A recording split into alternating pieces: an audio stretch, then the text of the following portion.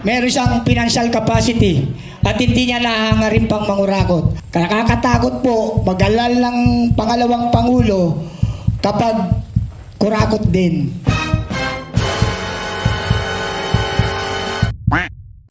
Enzo Recto, kalaban ang katiwalian at kasinungalingan, kakampi sa katotohanan at kabutihan.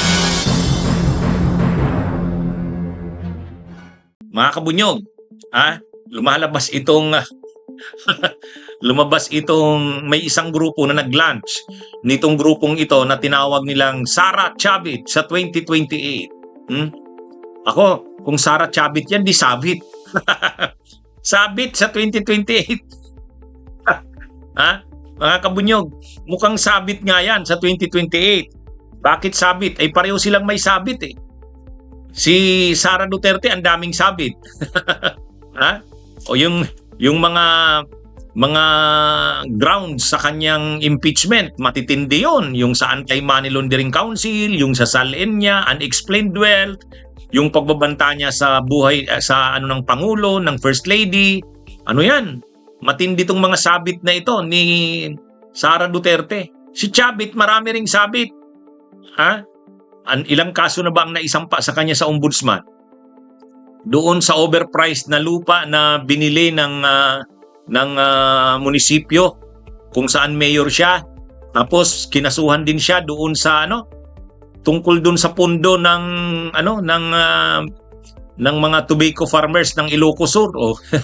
Ginamit din sa pagpapagawa ng Chavit Singson Coliseo. Yun, marami na itong kinakaharap na kaso si Chavit Singson, si Sara ganun din. Mukhang tama nga, sabit. Sara Chavit. Anyway, sa tingin ko hindi naman seryoso yan na magbabay si Chavit kay Sara. Hindi seryoso yan. Tingin ko pinoproject lang si Chavit na mag-vice ni Sara para napag-uusapan siya. Pero mag-i-slide down yan sa senador. Tingin ko senador lang target niya. Senador yan. Saka hindi yan kukunin ng Duterte.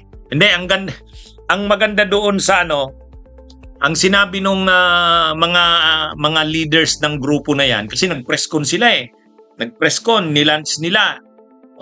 Ang nakakatawa doon sa press con, sabi nung isang leader. Yan, pag si Manong Chavit ang ginawang running mate ni VP Sara, wala nang problema sa pera, parang gano'n. Sabi ko, yung pala ang dahilan.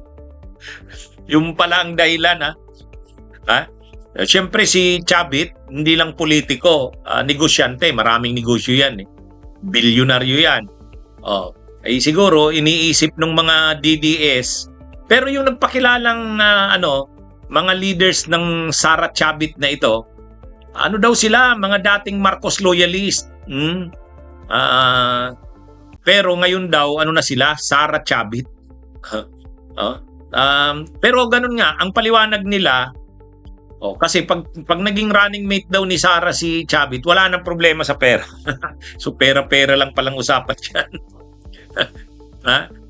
Parang pinapakilala tuloy ng grupo na yun na nag-launch ng grupo na yan, ng Sara Chavit, na may pera si Chavit, kaya ito yung natin, suportahan natin. Pero sa tingin ko nga, mukhang hindi naman pang vice president yun. Tingin ko, pino-float yung pangalan ni Chavit sa vice president para na pag-uusapan.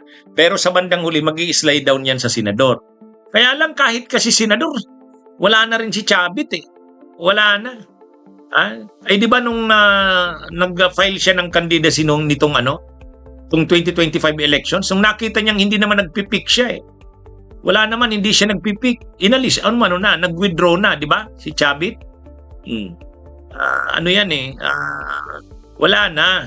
Pang na lang siya, ang Singson, si Chavit Singson, pang Ilocos Sur na lang yan. Sa politika sa national, mahirapan eh. Wala yan.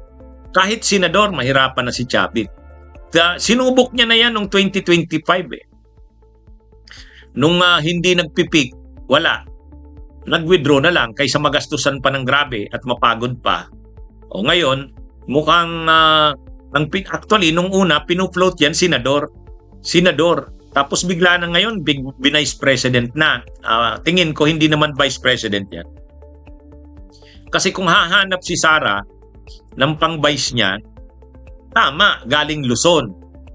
Pero, mas maano pa, mga Amy Marcos, Rodante Marcoleta, or Robin Padilla. Mas yun pa yung mga posible. Kasi si Robin Padilla, taga Bicol, Central Luzon, tapos si Marcoleta, Tarlac, Pampanga yata yan. So, tapos si Amy Marcos, Norte. So, kung sa yung pa yung mga pwedeng pagpilian ni Sara, kung galing Luzon, hindi si Chavit. Kaya lang, ako, tingin ko, kaya pinufloat yung pangalan ni Chavit na maging vice president ni Sara para mapag-usapan. Pero sa bandang huli, mag-i-slide yan. Ang target niyan, maisama lang si Chavit sa line-up ng senador ni Sara. Yan yun. Kaya lang, syempre, para mapag-usapan ka, mas maganda, hindi senador ang i-announce mo, vice president. Pero sigurado kay Sara Duterte yan, si Chavit. Kaya lang, mahirap nang manalo yan.